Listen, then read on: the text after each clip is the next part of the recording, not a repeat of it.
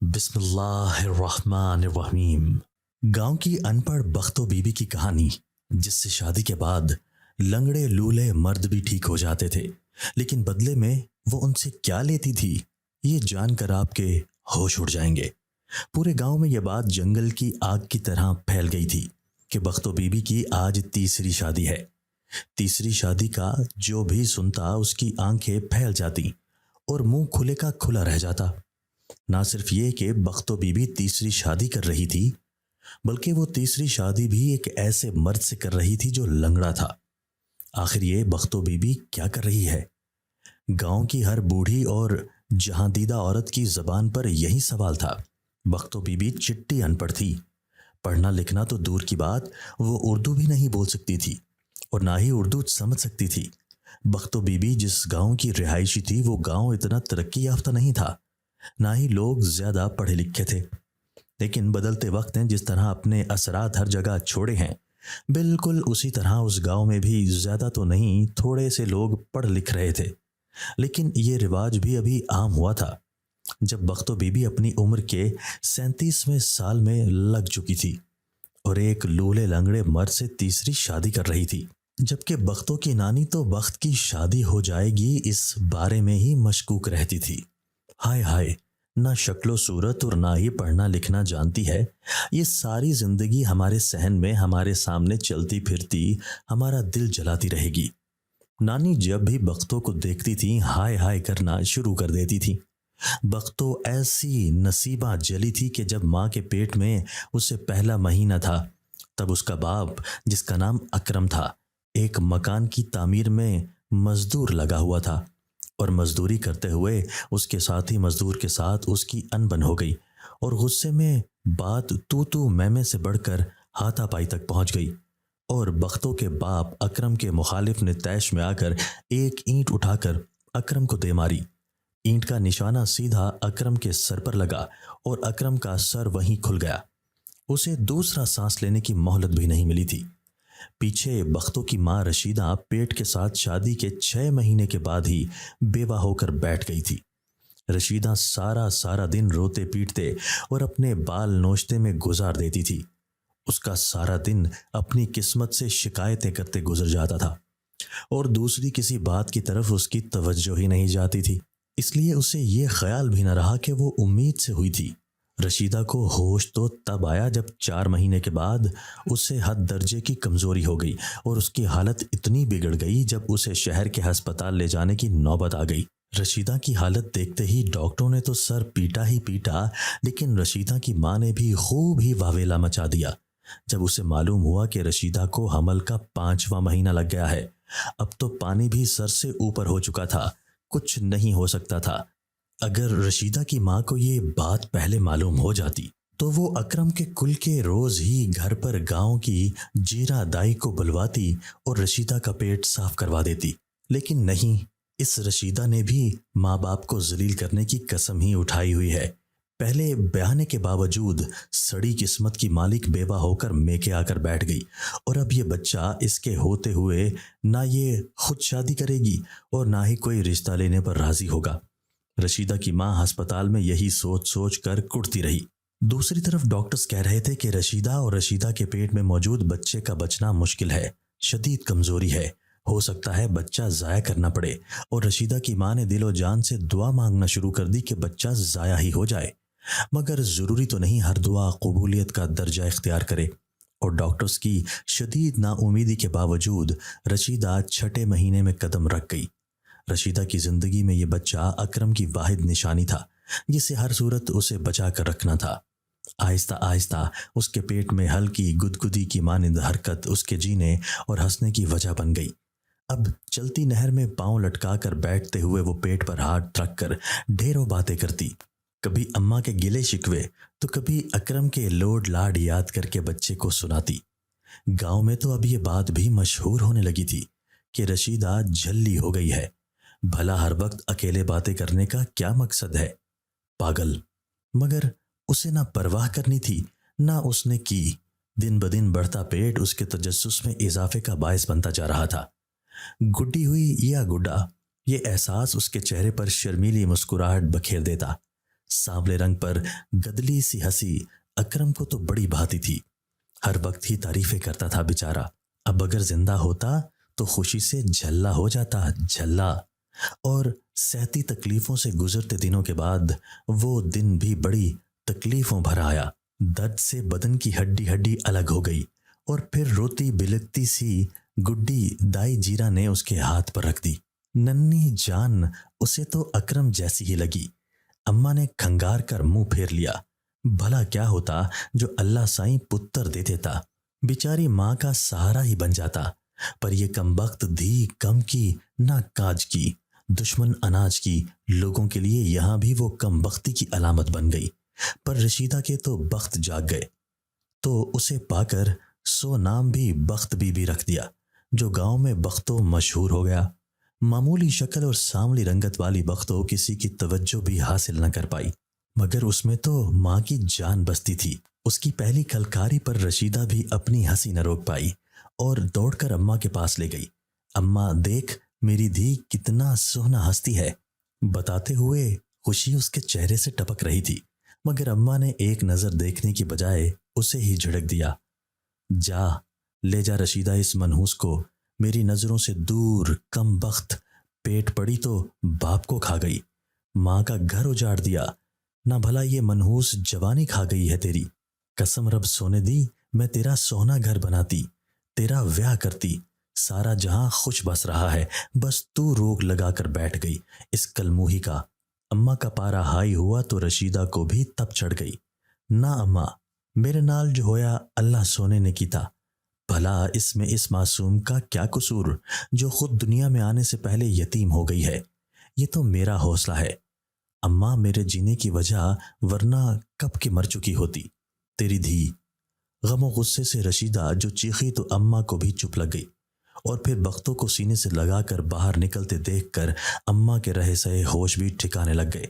ना दिए, ऐसा ना करी, क्यों माँ की मौत मुश्किल बनाती है। सो लगे सोने रब दी, जो आज के बाद कोई बात करूं तेरे से, तेरा जो दिल में आए तू वो कर। अम्मा की मिन्नत तरले जो शुरू हुए तो फिर रशीदा को भी रहम आ गया। और वैसे भी नमानी अकेली औरत कहाँ जाती। ससुराल वाले तो वही जो अकरम के बाद 4 दिन से उसे ढंग की रोटी न दे पाए। ना भाइयों ने मरे भाई का ख्याल किया, ना भरजाई का, अब भतीजी का खास ख्याल करना था। सो मरते क्या न करते। वो भी चुपचाप एक कोने में बेटी को लेकर दुबक गई, खुद ही उसकी हंसी देखती और खुद ही उसका रोना सुनती। अम्मा बेशक बेतुकी सुनाने से बाज आ गई थी, मगर फिर भी बख्तों से नफरत दिल से ना निकाल पाई। रशीदा भी अब इस हाल में खुश थी। पास की कोठी में वडेरों का काम धंधा करके अपनी बेटी और अपना बोझ जो भाइयों पे था कम कर दिया। ना उन्होंने मना किया, ना वो रुकी। अब जीने के लिए कुछ ना कुछ तो लाजमी है ना, वरना आज के भयानक दौर में बंदा भूख के हाथों ही नाजायज कत्ल हो जाए। वडेरों के खुले डुल्ले घरों में बख्तों छोटे छोटे कदमों से चलना सीखी तो रशीदा को ये मंजर देखने का कम ही टाइम मिलता। बड़े घरों के बड़े काम, सो सारा दिन बीत जाता। कभी दिन में 3-4 बार तो कभी 2-3 बार आकर बख्तों को छाती से चिमटा लेती। जब बख्तों की भूख और ममता की प्यास बुझ जाती फिर वही अकेली बख्तों और मसरूफ रशीदा। मगर मजबूरी के नाम शुक्रिया, अब हालात थोड़े बदलने लगे थे। अब नए जोड़े के साथ बख्तों को कभी ना कभी कोई ना कोई खिलौना भी मिल जाता। सुनहरी बालों वाली छोटी सी गुड़िया जो मेले से 50 रुपए की आई थी, अब बख्तों की पक्की सहेली बन गई थी।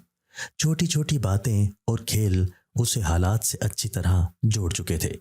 वो भी ये बात जान और पूरे दिल से मान गई थी कि अम्मा काम करेगी तो ही खाना मिलेगा। और जब इंसान ये बात जान जाता है फिर सब्र आ जाता है। बचपन का यही सब्र उसे बख्तों के साथ साथ साबिरा भी बना रहा था। सब्र से दिन भर माँ का इंतजार करती और शाम को खामोशी से उससे चिमट कर कहानी सुनते हुए सो जाती। अम्मा की सुनाई गई कहानियों में मौजूद परियां उसके ख्वाबों में पहाड़ों से उतरती, जिनकी रंग बिरंगी पोशाकों का तसव्वुर सिर्फ ख्वाबों में ही मुमकिन था। हकीकी जिंदगी में तो ऐसी पोशाकें सिर्फ वडेरों की बेटियों को नसीब थीं। उसे तो उतरन भी न मिली। दिनों की रफ्तार के साथ साथ उसकी उम्र ने भी शर्त बांध ली और देखते ही देखते वो 10 साल की हो गई। دل میں اسکول پڑھنے کی خواہش انگڑائی لیتی تو وہ اماں کی غربت کا پردہ اس کے منہ پہ ڈال کر اسے تھپک تھپک کر سلا دیتی۔ سارے دن کی محنت کے بعد 2 وقت کا کھانا مل جائے یہی بڑی بات تھی۔ اب اس نے اماں کے ساتھ وڈیروں کی حویلی جانا بھی چھوڑ دیا۔ سارا دن نانی کے کام کرتی اور بدلے میں کڑوی کسیلی باتیں سنتی جو اسے اندر ہی اندر توڑ دیتی۔ دل پر زیادہ بوجھ بنتا تو صندوق سے پرانی گڑیا نکال کر بیٹھ جاتی اور ساری باتیں اسے سنا کر پرسکون ہو جاتی۔ 15 کی عمر کو عبور کرتے ہی اس نے خود میں تبدیلیاں محسوس کی۔ اب تو سر کے ساتھ ساتھ بڑی سی اماں کی چادر سے خود کو بھی ڈھانپ کر رکھتی۔ اماں کے بالوں میں بھی چاندی اتر آئی۔ جھکی کمر نے اب کاموں کا زیادہ بوجھ اٹھانے سے انکار کر دیا۔ اب اماں کے ساتھ ہاتھ بٹانے جاتی اور شام کو ساتھ ہی واپس آ جاتی۔ نماز روزے کی پابندی اور نانی کی مہربانی سے وہ قرآن مجید پڑھنا سیکھ گئی تھی۔ رشیدہ کی طرح وہ عبادت میں بخل نہ کرتی، اپنی چھوٹی چھوٹی دعائیں اللہ پاک سے سرگوشی میں مانگ لیتی۔ کام کاج بھی مکمل سیکھ گئی تھی، مگر رشیدہ اسے وڈیروں کے گھر لے جانے کے حق میں نہیں تھی۔ اس کا اپنا بھی دل نہیں چاہتا تھا۔ گو کہ وہ اچھی شکل و صورت کی مالک نہ تھی، مگر پھر بھی تھی تو لڑکی ذات۔ اب رشیدہ کا ایک ہی خواب تھا، بس اس کے ہاتھ پیلے کر کے اس ذمہ داری سے دور ہو جانا۔ مگر کاش کہ یہ سب اتنا آسان ہوتا۔ یہاں بھی رشیدہ کی خواہش اتنی جلدی کہاں پوری ہونی تھی۔ روز کے خرچ سے 1 روپیہ بچا کر وہ کوئی نہ کوئی چیز اس کے لیے لے لیتی، جو کہ اس کی نانی کی نظر میں وقت کا ضیاع تھا۔ نہ ہی کوئی اس سے شادی کرنے والا تھا، نہ ایسی اس کی قسمت۔ بھلا اتنی معمولی شکل والی ان پڑھ پر کوئی کیوں فدا ہوتا؟ مگر ایسا بھی ضروری نہیں، ہر بار وہی ہو جو لوگ چاہتے ہیں۔ اس بار مقدر نے تھوڑا پلٹا کھایا اور وہ ہوا جو کسی کے وہم و گمان میں بھی نہیں تھا۔ گاؤں کے وڈیرے جن کے ہاں اس کی ماں نے عمر گزار دی تھی، چودھری الہ دین اپنے بھتیجے کے لیے اس کا ہاتھ مانگ بیٹھا۔ رشیدہ دھک سے رہ گئی۔ وہی یہ جھٹکا پورے گاؤں کے لیے ناقابل برداشت تھا۔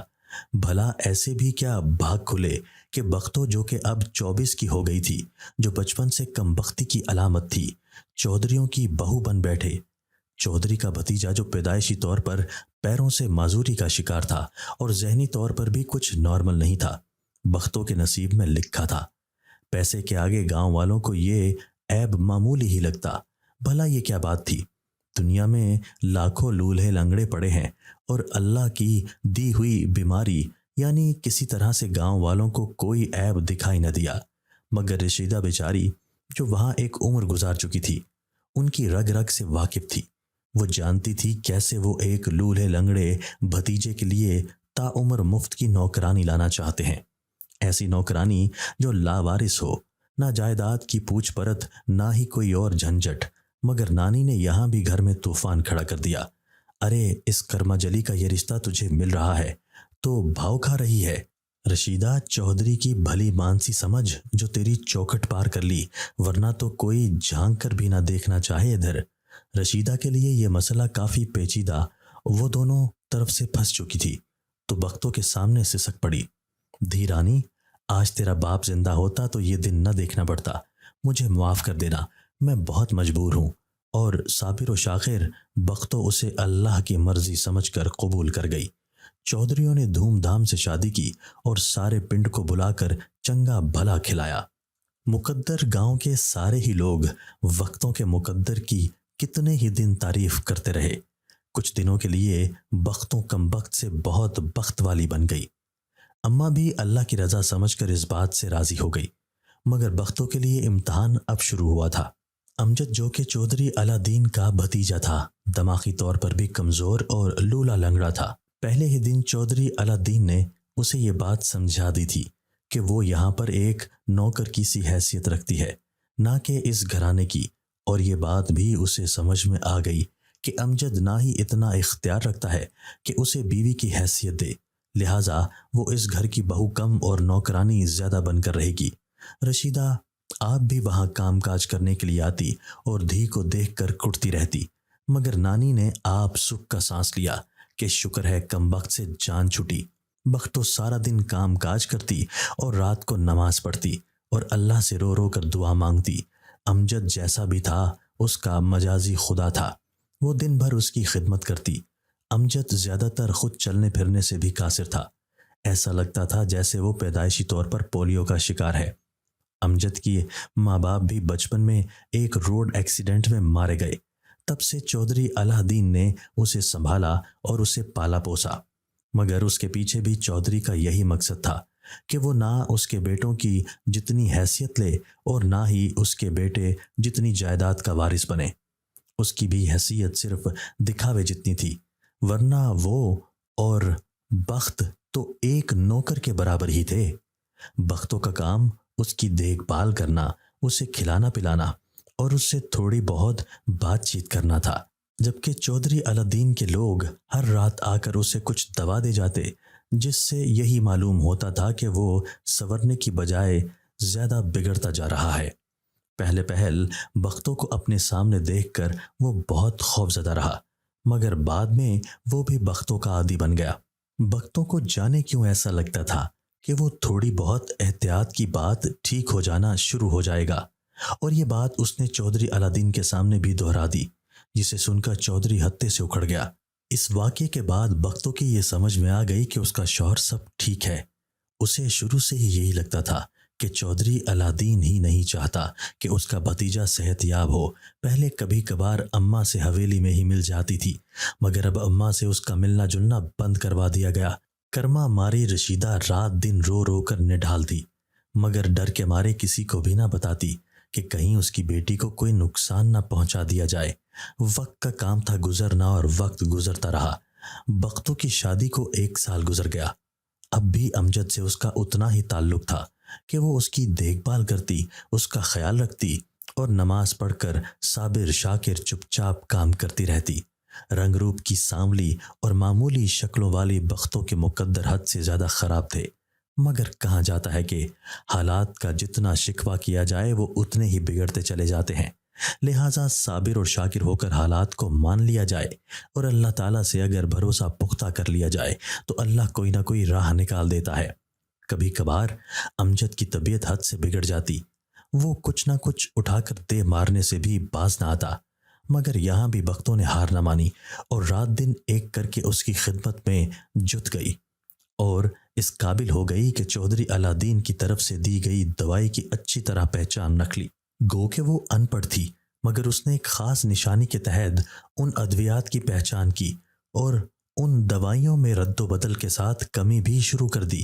چودھری الہ دین بھی مطمئن تھا کہ وہ پڑھی لکھی نہیں ہے اور نہ ہی کبھی یہ جان پائے گی کہ یہ کس مرض کی دوا ہے۔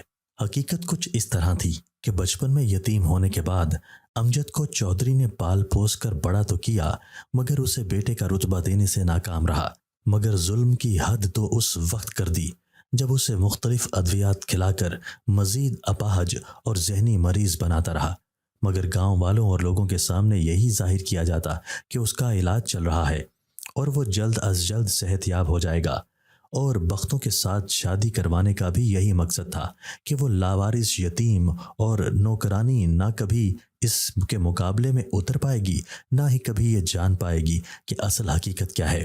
اور ایسا ہی ہوا۔ سادہ سی بختوں ان کی چالاکیوں کو سمجھتے ہوئے بھی انجان بنی رہی اور رات دن خوف سے تھر تھر کامتی رہتی۔ گھر کا ہر کام اس کی ذمہ داری تھا۔ رشیدہ باہر سے آتی اور چھوٹی موٹی صفائی کر کے باہر سے ہی چلی جاتی۔ اسے اب اندر آ کر بختوں سے ملنے کی کم ہی اجازت ملتی۔ حویلی کے چھوٹے سے کمرے میں امجد اور بختوں کی رہائش تھی، جہاں امجد زیادہ تر وقت وہیل چیئر پر پڑا رہتا۔ بختوں اس کا خیال رکھتی، اسے کھانا کھلاتی، اس سے باتیں کرتی اور رات کو نماز پڑھنے کے بعد مختلف سورتیں پڑھ کر اس پر پھونک مار دیتی۔ خدا کی کرنی تھی کہ امجد بھی بختوں سے مانوس تھا اور اس کے ساتھ زیادہ بات چیت تو نہیں کرتا، مگر اب مار پیٹ بھی نہیں کرتا۔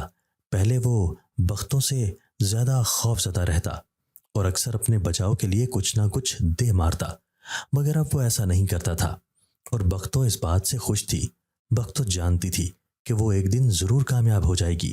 وہ رات کو اسی چھوٹے کمرے میں اسے تھوڑا بہت پیدل چلنے کی پریکٹس کرواتی۔ اس نے یہ اختیار خود لے لیا کہ وہ امجد کو خود دوا دے گی، اور اس پر چودھری کو کوئی اعتراض نہیں تھا۔ کچھ دن تو اس نے دیکھ بھال کی، مگر مطمئن ہو کر دیکھ بھال کرنی چھوڑ دی۔ اس کی دیکھ بھال کے ساتھ ہی بختوں نے امجد کو دوائی دینا بھی چھوڑ دی۔ وقت کے ساتھ ساتھ دواؤں کا اثر جیسے جیسے ختم ہوا، امجد اپنی حالت میں ویسے ویسے ہی لوٹتا آیا۔ وہ بہت خوش تھی، مگر یہاں بھی اس کی خوشیاں عارضی تھی، کیونکہ جلد ہی چودھری کو کھٹکا لگ گیا۔ اب چودھری کی بیوی نے مکمل اس پر نظر رکھنا شروع کر دی تھی۔ چودھری کے اپنے بھی 2 بیٹے تھے جو زیادہ تر اس معاملے سے غافل نظر آتے۔ امجد اب کسی حد تک بات کو سن اور سمجھ سکتا تھا۔ اس کے علاوہ سہارا لے کر تھوڑا بہت چلنے پھرنے کے قابل ہو گیا۔ چودھری نہیں جانتا تھا کہ یہ کیا ہو رہا ہے، جو اس کی دوائیوں کا اثر کم ہونے لگا ہے۔ ڈاکٹر کے پاس لے جا کر چیک اپ کروانے کی بھول نہیں کرتا تھا، کیونکہ اس سے بنی بنائی عزت مٹی میں مل جاتی۔ بختو امجد کو کبھی نہ کبھی لان میں لے آتی اور تھوڑا بہت چلانے کی کوشش کرتی، اور یہ کام صرف اس وقت ہوتا جب چودھری یا اس کی بیوی گھر میں موجود نہ ہوتے۔ دوسرے نوکروں نے دیکھا تو یہ بات گاؤں میں پھیل گئی کہ بختوں کی وجہ سے چودھری کا بھتیجا بالکل ٹھیک ہو گیا ہے۔ سادہ سے گاؤں والے اس بات کو نہ سمجھ پائے اور یہی سمجھا کہ بختوں نے کوئی جادو ٹونا کروایا ہے۔ مائی رشیدہ اور بختوں کے پاس ضرور کوئی تعویذ والا ہے جو وہ ہر کام کر لیتی ہیں۔ پہلے تو چودھریوں کے بڑے گھر میں بختوں کی شادی کروائی اور اب چودھریوں کا بھتیجا بھی ٹھیک ہو گیا۔ غرض کہ جتنے منہ اتنی باتیں۔ رشیدہ بھی یہ بات سن کر خوش اور حیران تھی۔ وہ جانتی تھی کہ بختوں کے صبر نے اور اللہ کی مرضی نے امجد کو ٹھیک کر دیا ہوگا۔ اب جلد ہی اس کی دھی کے بخت کھلنے والے ہیں۔ مگر یہ خوشی بھی عارضی ثابت ہوئی، اور کچھ لوگوں نے چودھری سے جا کر یہ کہہ دیا کہ اس کے بھتیجے پر تعویذ کیے گئے ہیں۔ چودھری بظاہر خوش مگر اندر سے بہت پریشان تھا۔ وہ جانتا تھا کہ یہ سب کس لیے ہوا ہے۔ چودھری نے اس بات پر بختوں کی خوب لگائی بھی، مگر وہ صبر کے گھونٹ بھر کر رہ گئی۔ اب انہوں نے سب سے پہلے بختوں سے جان چھڑانے تھے، لہٰذا انہوں نے اس کام کی جدوجہد شروع کر دی۔ چودھری کا بھتیجا اب بہت بہتر حالت میں تھا۔ وہ باتوں کو سمجھ سکتا اور تھوڑا بہت سہارا لے کر چل پھر لیتا، اور یہ بات پورے گاؤں میں مشہور تھی۔ اب اگر چودھری دوبارہ اس سے دوائی دیتا تو ضرور گاؤں والوں کو شک پڑ جاتا۔ لہٰذا اب اس نے بختوں سے جان چھڑانے کی کوشش کی اور پیپر بنوا کر چند ماہ بعد بختوں کے ہاتھ میں تھما دیے۔ بختوں بہت روئی، بہت واویلا کیا، مگر کسی پر کوئی اثر نہ ہوا۔ رشیدہ نے سینہ پیٹنا شروع کر دیا۔ وہ بہت زیادہ دکھی تھی کہ جس بیٹی کا گھر بنا کر وہ سکون میں تھی، اب دوبارہ اس کی دہلیز پر آ گئی تھی۔ نانی نے تو لگے ہاتھوں کہہ دیا کہ وہ منحوس نہ کوئی گھر بسائے گی، نہ وہ اس قابل ہے کہ کوئی گھر بسائے۔ بھلا چنگا گھرانہ جو بھی تھا، مگر گاؤں والے اس بات کو مانتے تھے کہ چودھریوں کے بھتیجے کو بختوں نے ہی ٹھیک کیا ہے اور بدلے میں اچھا خاصا مال لیا ہوگا۔ مگر حقیقت تو صرف خدا جانتا تھا۔ وہ تو یہاں بھی صبر کا دامن تھام گئی اور چپ چاپ اپنے اوپر ہوتے اس ظلم پر خاموش ہو گئی۔ وہ جانتی تھی کہ اگر وہ کسی بات کا ذکر کرے گی تو گاؤں والے نہیں مانیں گے، بلکہ چودھریوں کی طرف سے امجد کو ہی نقصان پہنچایا جائے گا۔ مگر وہ اس بات سے سکون میں تھی کہ اب وہ امجد کو زیادہ نقصان نہیں پہنچا سکتے۔ رشیدہ نے بھی حویلی میں جانا چھوڑ دیا۔ اب دونوں ماں بیٹی گھر میں چھوٹا موٹا کام کرتی اور وقت گزر جاتا۔ 2 وقت کی روٹی مشکل صحیح پر ناممکن نہیں تھی۔ سب اللہ کے اختیار میں تھا اور وہی رزق دینے والا تھا۔ بختوں جو کہ گاؤں میں کم بخت مشہور تھی، اب کسی حد تک گاؤں والوں کے لیے اس کی ذات تجسس اور دلچسپی کا باعث بن گئی۔ دن گزرتے رہے مگر لوگ یہ بات نہ بھول پائے۔ وہ آج بھی یہی سمجھتے ہیں کہ بختوں کے ساتھ کسی نہ کسی چیز کا اثر ہے جو وہ مریضوں کو ٹھیک کر لیتی ہے، مگر وہ نہیں جانتے تھے کہ دعاؤں اور محبتوں کے اثر بہت دیر پا رنگ رکھتے ہیں۔ اس واقعے کو 2 سال گزر گئے اور رشیدہ نے ایک بار پھر اپنی بیٹی کا اچھا گھر بنانے کی ٹھان لی۔ ہر ماں کی طرح اس کے اندر بھی ارمان تھے کہ اس کی بیٹی کا اچھا گھر بن جائے، جو کہ اب ناممکن ہی نظر آتا، کیونکہ گاؤں میں اگر کہیں رشتے کی بات ہوتی تو لوگ بیمار اور مریضوں کی طرف ہی اشارہ کرتے۔ ایک تو طلاق یافتہ، اوپر سے معمولی شکل و صورت والی، اور پھر ان پڑھ لڑکی کو بھلا کون اپنے گھر کی بہو بناتا۔ زیادہ کام کر پانا اب رشیدہ کے بس کی بات نہیں تھی، لہٰذا بختوں تو یہی چاہتی تھی کہ وہ یہیں رہے اور ماں کا سہارا بن جائے، مگر رشیدہ کبھی بھی اس بات پر راضی نہیں تھی۔ وہ یہی کہتی کہ میں آج ہوں اور کل نہیں ہوں، میرے بعد تمہارا کیا ہوگا۔ کچھ دنوں کے بعد واقعی ایک رشتہ رشیدہ کے ہاتھ آیا۔ نہ صرف اپنا کاروبار کرتا تھا، وہ ریڑھی پر دن بھر لوگوں کی اینٹیں اور مٹی لاد کر لاتا اور اپنی مزدوری لے لیتا۔ بوڑھی ماں کے ساتھ اکیلا رہتا اور بختوں سے ब्याह के लिए राजी था।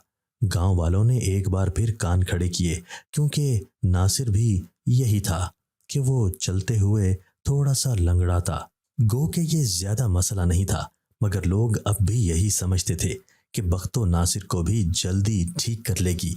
ज़रूरत का कुछ सादा सामान देकर रशीदा ने एक बार फिर बख्तों को नासिर के साथ रुखसत कर दिया। नासिर के कच्चे और सादा से घर में रुखसत होकर जाने के बाद बख्तों ने एक बार फिर अपने नसीब के साथ लड़ाई शुरू कर दी। नासिर का रवैया कुछ बेहतर था, मगर उसकी माँ को तो वो एक आंख ना भाती। बहरहाल रशीदा को यहाँ पर कोई रोक टोक नहीं थी। वो आती और बेटी से मिल लेती। रशीदा और बख्तो इस बात पर भी खुश थीं। चलो जैसे तैसे करके घर तो बन गया, अब अल्लाह खुशियां भी लाएगा और औलाद भी अता फरमाएगा। नासिर रोज उससे यही कहता कि उसने वडेरे के भतीजे को तो ठीक कर दिया है, मगर उसका ख्याल नहीं। वो नासिर को समझाती कि हकीकत ये नहीं है, मगर वो माँ की बात मानता और मानने से इनकार कर देता। कुछ दिन तो वो उसे समझाती रही, फिर उसकी जली कटी बातें सुनने की आदी हो गई और वो खामोशी से सुनकर चुप कर जाती। यहाँ तक तो ठीक था, मगर कुछ महीनों के बाद नासिर ने बाकायदा इसरार करना शुरू कर दिया कि वो उसे जल्द अज जल्द ठीक कर ले, वरना वो भी उसे तलाक दे देगा। वो नहीं जानती थी कि नासिर को ये बात किस तरह समझ आए, मगर नासिर का दिल रखने के लिए उसने हामी भर ली कि वो कोशिश करेगी कि वो ठीक हो जाए। और उस दिन के बाद उसने हर रोज़ नासिर के पाँव पर थोड़ी मालिश करना शुरू कर दी। वो अल्लाह ताला से दुआ करती रही कि नासिर जल्द से जल्द ठीक हो जाए, वरना वो दोबारा तलाक का धब्बा लगाकर माँ के पास चली जाएगी। मगर ये अल्लाह की मर्जी थी या नासिर का वहम कि नासिर को लगने लगा कि वो कुछ बेहतर हो रहा है। गांव में एक बार फिर ये खबर गर्दिश करने लगी कि बख्तों ने दूसरे शौहर को भी ठीक कर लिया है। गांव में अब वो जादुई औरत के नाम से जाने लगी। हाँ, वाकई बख्तों के पास मोहब्बत और दुआओं का वो जादू था जिससे वो अपना हर काम करवा लेती, मगर शायद इंसान सिर्फ वो ही देखता है जो वो देखना चाहता है, और ये मोहब्बतों के असर कम ही नजर आते हैं। अब जैसे नासिर की बदकिस्मती कहें या बख्तों की बदकिस्मती, मगर एक बार फिर नासिर ने ठीक होने के आसार देखकर अब बख्तों से जान छुड़ाने का फैसला किया और एक बार फिर उसे तलाक का बदनुमा धब्बा लगाकर वापस भेज दिया। बख्तो रशीदा के घर तो हाय हैफ की सी सदाएं थीं। गांव वालों को बख्तों के जादू तो नजर आ रहे थे, मगर उसके साथ होती हुई बेइंसाफी नजर नहीं आ रही थी। लोगों की बातें, ताने और हद तक अमेज रवैये ने बख्तों को पत्थर का बना दिया। वो नहीं जानती थी कि वो लोगों के दरमियान इस कदर काबिल नफरत क्यों रही है। अब जबकि लोग उसकी बातों और दुआओं पर यकीन भी रखते थे, फिर भी उसे ताने देते और उसकी जिंदगी में तांग झांग से बाज ना आते। मगर कहते हैं ना, हर बात का सिला सिर्फ खुदा ही दे सकता है। अगर उसने इंसान के हाथ में सिला देने का काम रखा होता तो शायद इंसान बड़ा बुखील साबित होता। अब शायद वो गांव वालों को ये दिखाना चाहता था कि वो सब्र का बहुत ही बेहतरीन अजर जिसका उसने वादा किया हुआ है बख्तों को देना चाहता है। मगर कहा जाता है ना कि हर वादा देर से ही वुकू पजीर होता है। उसके यहाँ देर है, अंधेर नहीं। शायद बख्तों के लिए भी इसी देर का इंतजार था। जिंदगी के इन चक्रों में 37 साल बीत गए। कुदरत ने एक बार फिर बख्तों के लिए एक ऐसा दर खोला जहां से उसे किसी अच्छे की उम्मीद नहीं थी। वो अब भी ना उम्मीद तो नहीं हुई थी, मगर उसने मुकद्दर से हार मान ली थी। वो बस यही चाहती थी कि माई रशीदा के साथ जिंदगी के बाकी दिन भी गुजारे। नानी गो के बहुत उम्र रसीदा हो चुकी थी, मगर अब भी अपनी जली कटी सुनाने से बाज ना आती, मगर उससे बुरा नहीं लगता। शायद बचपन से ही वो इस बात की आदी हो गई है। कभी कभी तो माई रशीदा को लगता है कि उसने वाकई बख्तों को पैदा करके एक गलती कर दी है, क्योंकि अकरम के बाद ना ही उसे अच्छा मुस्तकबिल दे पाई और ना ही जमाने भर की खुशियां। उम्र के 37वें साल शायद कुदरत ने अब उस पर मेहरबान होने की ठान ली थी। 45 साल की उम्र का मौलवी अब्दुल हक उससे बाइज्जत तरीके से निकाह का ख्वाहिशमंद था। लोगों के दरमियान ये बात मशहूर हो गई कि मौलवी भी किसी न किसी माजूरी का शिकार है और बख्तों के जरिए अपनी उस माजूरी को दूर करवाना चाहता है। लोग एक बार फिर किसी नए तमाशे के मुंतजिर थे, मगर वो कहा जाता है ना कि तमाशा देखने वाले कभी खुद भी तमाशा बन जाते हैं।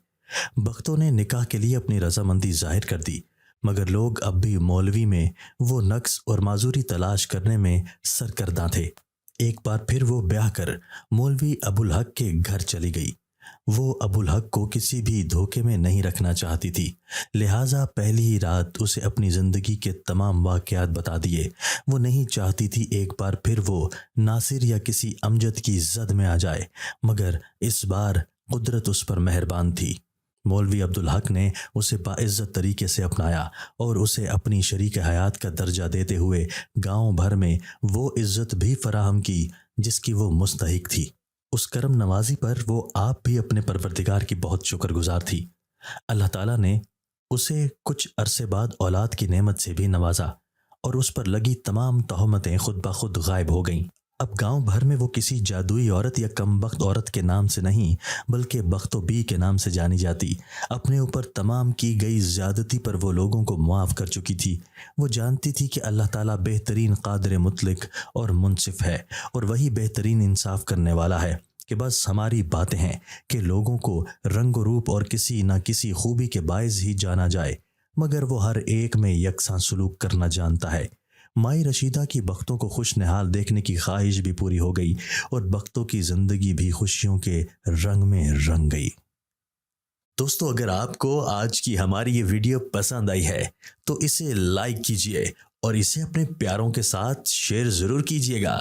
اور ہاں، اگر آپ نے ابھی تک ہمارا چینل سبسکرائب نہیں کیا تو ہمارا چینل سبسکرائب کر دیجئے اور بیل آئیکن بھی پریس کر دیجئے تاکہ ہماری ہر نئی آنے والی ویڈیو آپ کو بر وقت مل سکے۔ اللہ حافظ۔